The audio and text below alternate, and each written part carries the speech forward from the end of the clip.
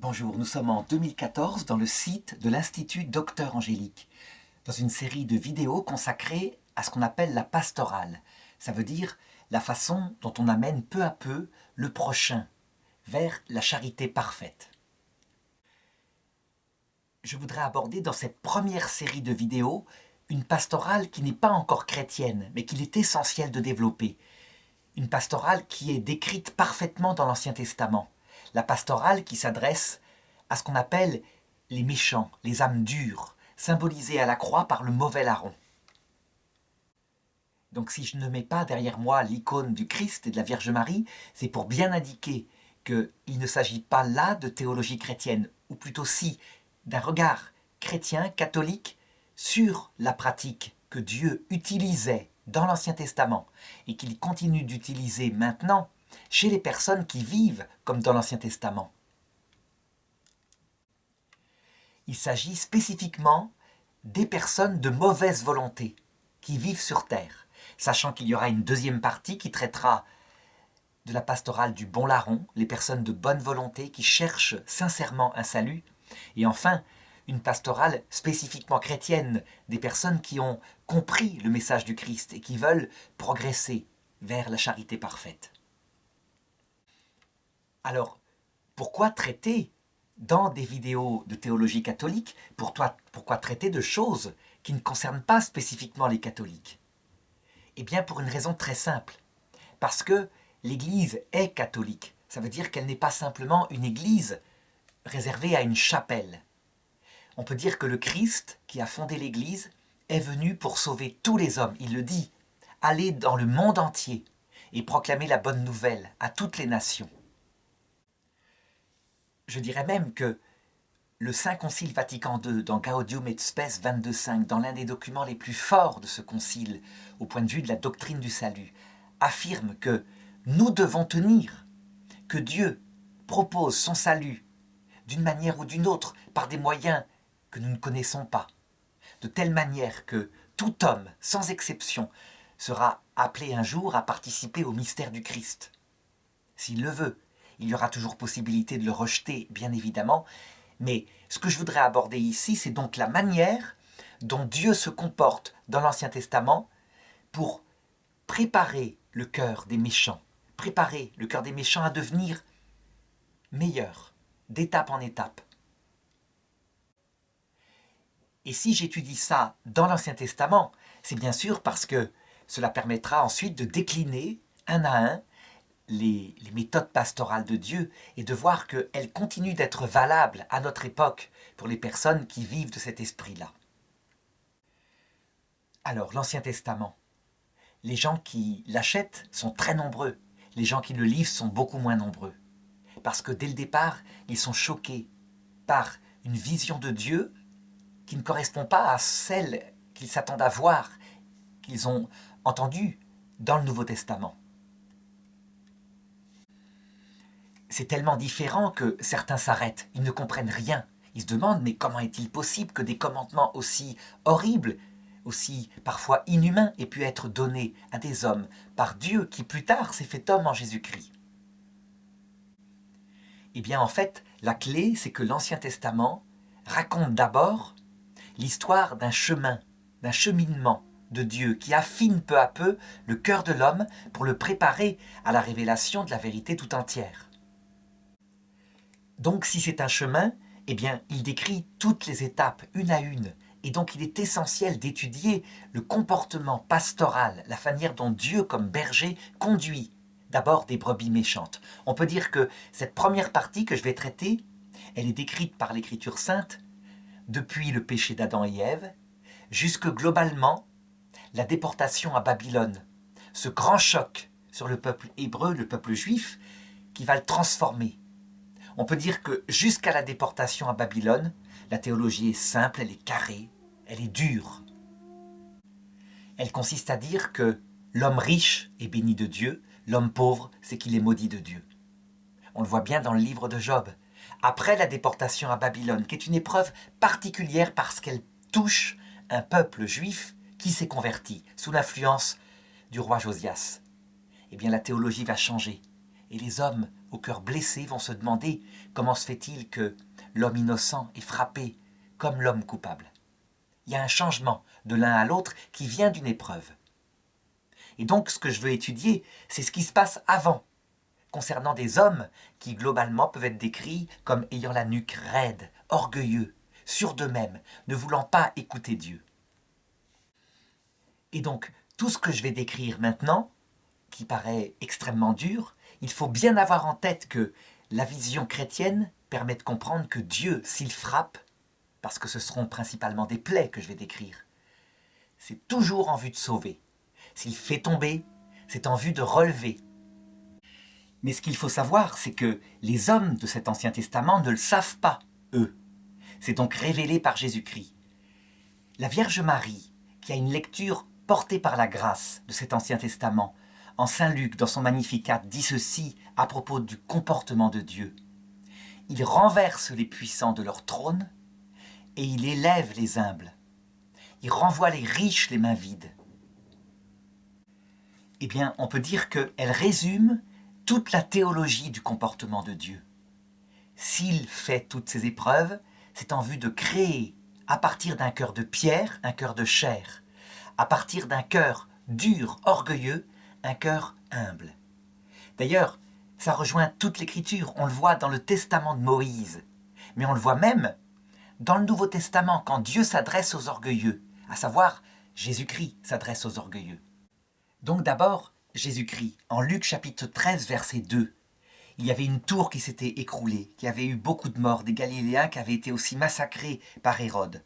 Prenant la parole, Jésus leur dit « Pensez-vous que pour avoir subi pareil sort, ces Galiléens furent de plus grands pécheurs que tous les autres Galiléens ? Non, je vous le dis, mais si vous ne vous repentez pas, vous périrez tous pareillement. Ou ces 18 personnes que la tour de Siloé a tuées dans sa chute, pensez-vous que leur dette fut plus grande que celle de tous les hommes qui habitent Jérusalem ? Non, je vous le dis, mais si vous ne voulez pas vous repentir, vous périrez tous de même. » Donc ça montre que la sagesse de l'Ancien Testament, elle est toujours dans la bouche de Jésus quand il s'adresse aux orgueilleux. C'est donc bien le même Dieu qui agit dans l'Ancien Testament. Eh bien, je disais tout à l'heure que dans l'Ancien Testament, il n'est pas dit textuellement que c'est en vue d'un grand salut qui se réalise dans la vision béatifique après la mort. Mais par contre, il est dit le but immédiat que Dieu veut, et ceci dans le Testament de Moïse. Voici un texte. C'est en Deutéronome chapitre 28, verset 49. « En ces jours-là, si tu n'obéis pas à la voix de ton Dieu, si tu t'enorgueillis, Dieu suscitera contre toi une nation lointaine qui viendra des extrémités de la terre.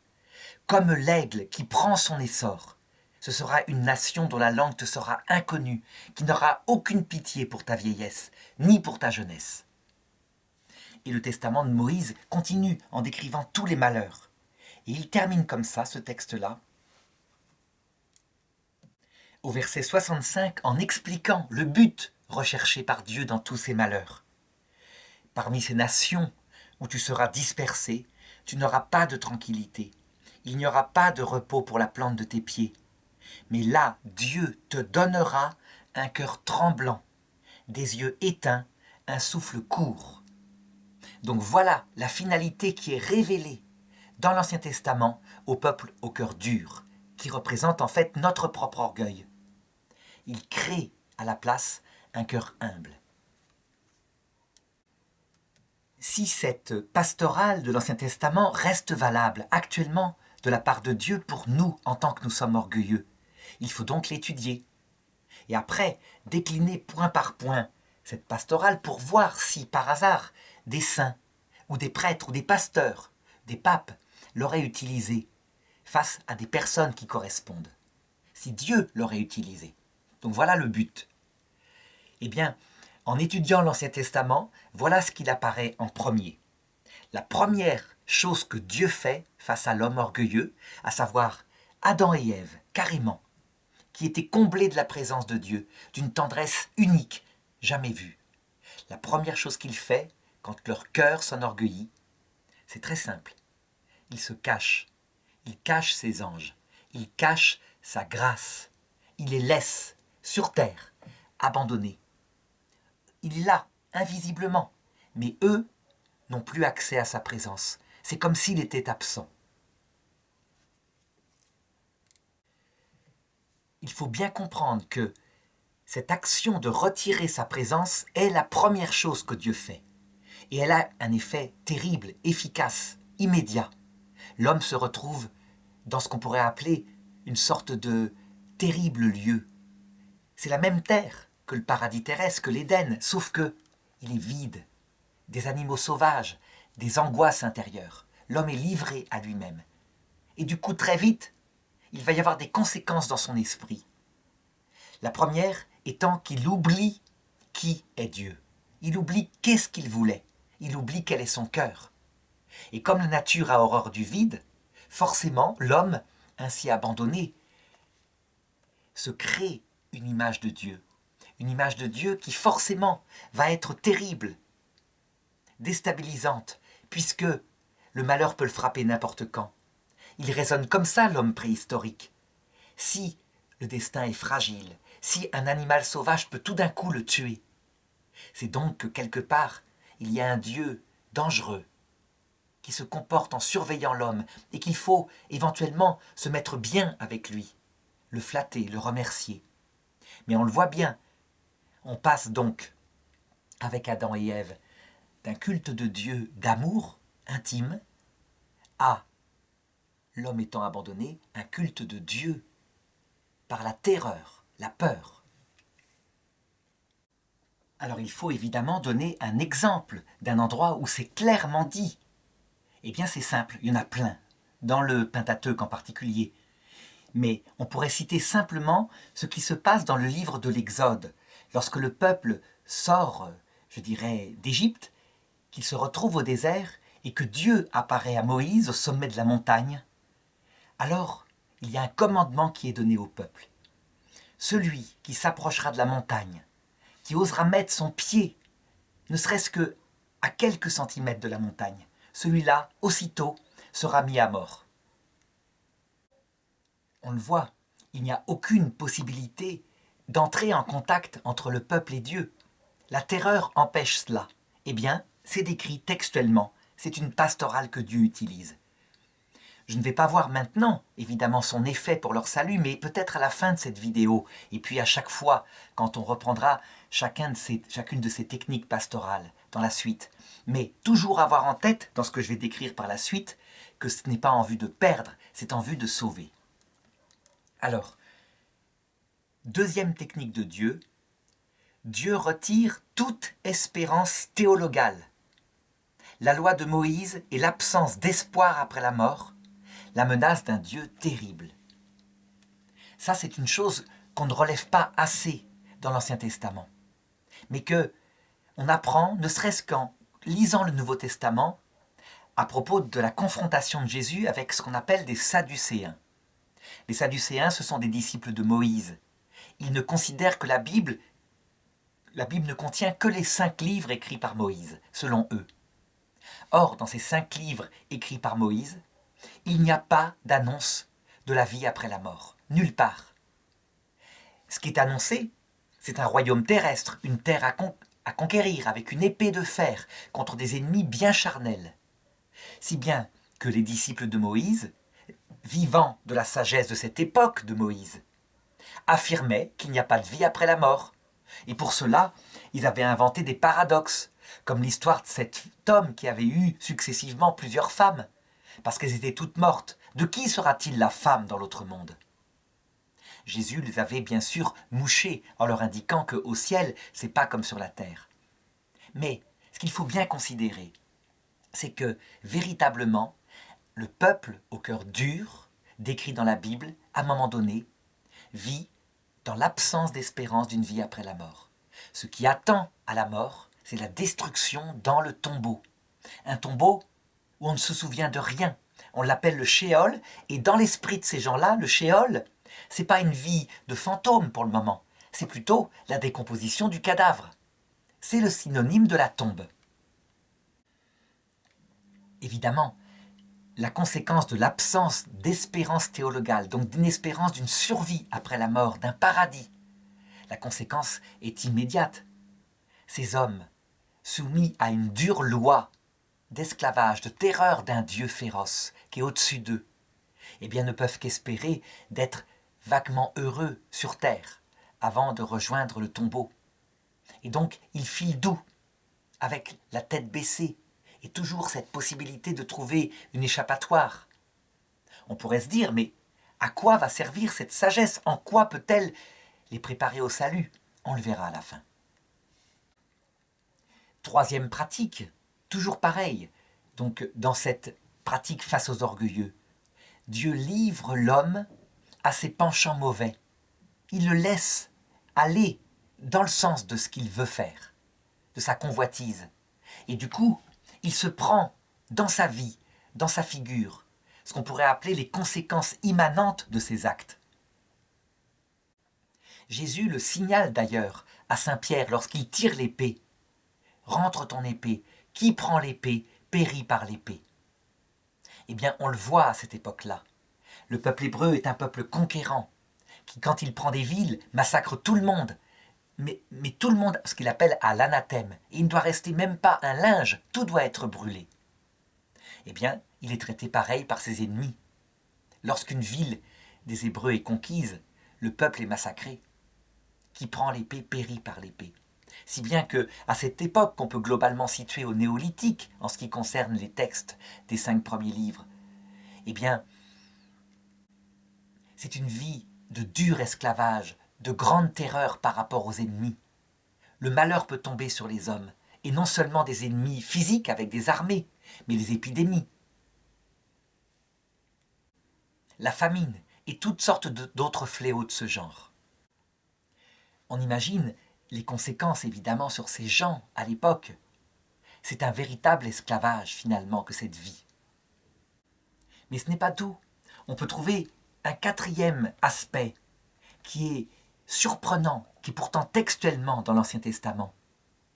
On pourrait dire ceci: Dieu donne à l'homme une loi qui est mauvaise et qui ne sauve pas.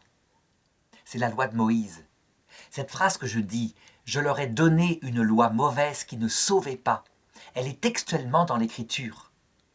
La loi de Moïse, lorsqu'on la regarde, effectivement, elle est mauvaise. Je ne peux pas ici décrire tous les 600 commandements qu'il y a dedans. Il y a aussi parfois des commandements qui sont tout de même un progrès, ne serait-ce que son sommet, les 10 commandements. Mais elle ne contient pas que les 10 commandements, la loi de Moïse. Elle contient toutes sortes de choses. Et je dirais que son aspect central, parce qu'on doit regarder une religion par le but, parce qu'elle annonce la finalité qu'elle vise, eh bien, on voit tout de suite que c'est une loi mauvaise.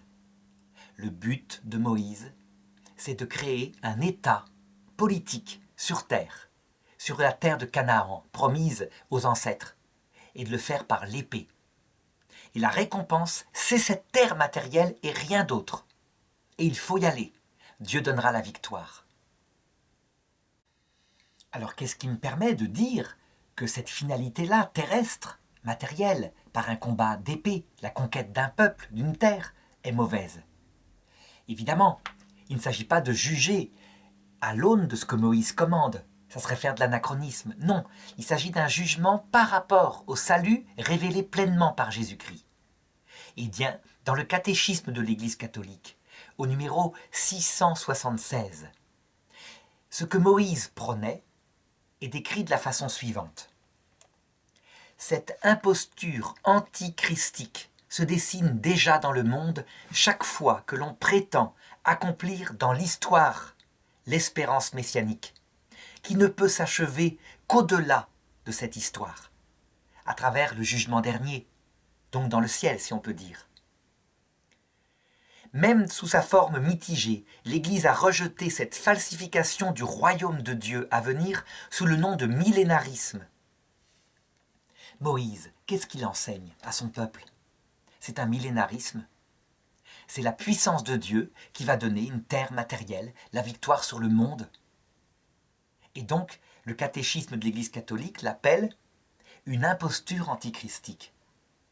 Est-ce que j'ai le droit de faire ce rapprochement? Oui, ça ne pose pas de problème. Mais tout simplement, il faut regarder les choses autrement. Dieu livre donc volontairement un peuple orgueilleux à une imposture antichristique, mais le Christ se révélera bien plus tard, qui va produire des effets immanents, véritables. C'est donc une loi mauvaise, on ne peut pas la dire bonne, mais qui va, malgré tout, produire dans le cœur de ces hommes quelques dispositions, quelques préparations au salut, quelques préparations adaptées à des corps orgueilleux, évidemment. Et donc, je ne réponds pas encore de quelle façon ça se passe, parce que, évidemment, pour une vidéo catholique, il faut donner la fin des fins, sinon on n'y comprend rien. Simplement, montrons les effets directs de ce genre de choses par un cinquième effet. Dieu permet que les souffrances que vivent ces hommes les conduisent à se mettre peu à peu à réfléchir à leur destin. Comment la souffrance et la nuit que vit le mauvais larron peut le préparer au salut. En réalité, ce que je décris là, cet effet que je décris là, eh bien, il sera plutôt visible à la fin de cette période qu'on pourrait qualifier des orgueilleux. Mais il y a toute une période où l'homme est simplement écrasé par ces 4 points. Et donc il vit sur terre un peu comme une bête, finalement. Il n'y réfléchit même pas à tout cela. Donc on pourrait se dire, toute cette chose horrible vécue par ses ancêtres, en quoi elle pouvait préparer en eux quelque chose qu'allait peu à peu les conduire au salut. Eh bien, Jésus l'explique dans une parabole qui concerne donc tous les cœurs orgueilleux. C'est la parabole de l'enfant prodigue. Un homme avait 2 enfants. Un des enfants, orgueilleux, dur, lui demanda son héritage, et son père lui donna. Et il partit pour le dépenser partout, en beuverie. Et à un moment donné, quand il eut tout dépensé, eh bien, il fut obligé de s'employer auprès d'une ferme qui élevait des cochons. Et là, il gardait les cochons. Et il regardait avec convoitise la nourriture que mangeaient les cochons. Il aurait bien voulu se remplir le ventre avec les caroubes qu'ils mangeaient. Arrivé au fond du fond comme cela, alors, il se mit à réfléchir et à se demander ce qu'il vivait quand il était dans la maison de son père.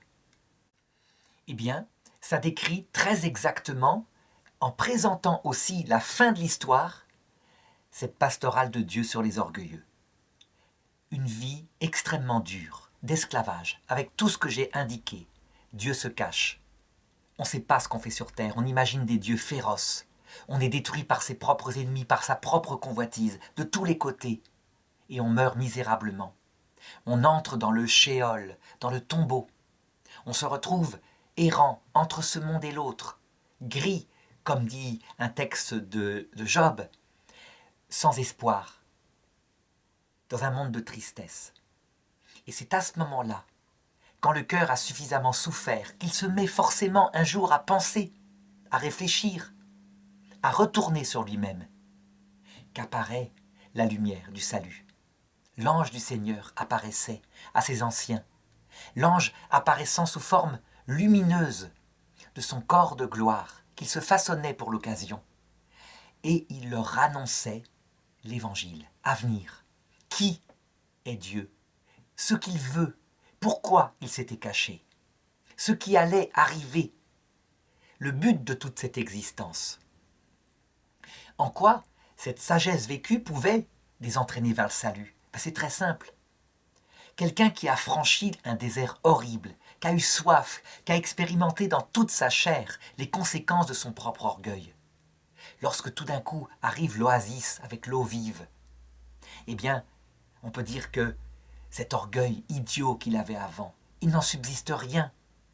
La souffrance vécue a cassé le cœur de pierre pour faire naître sous la gangue le cœur de chair qui espérait un salut, et voici que le salut vient et qu'il est incroyable, bien plus fort que ce qu'ils attendaient.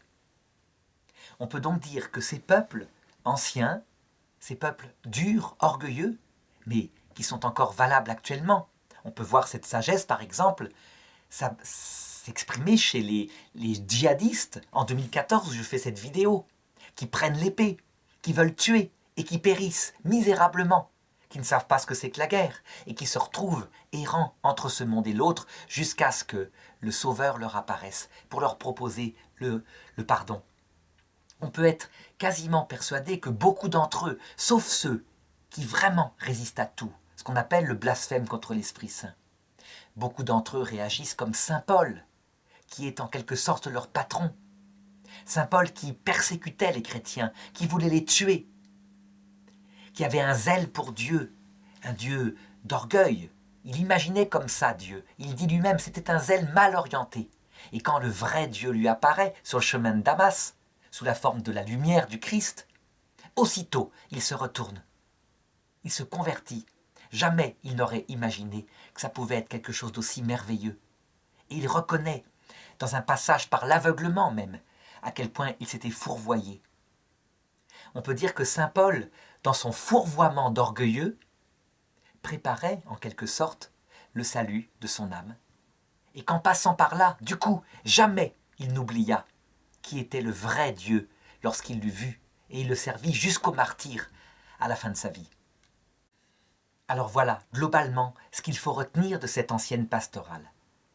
Maintenant, beaucoup vont se dire, cette pastorale, elle est terminée, elle est périmée. Nous savons qui est Dieu maintenant.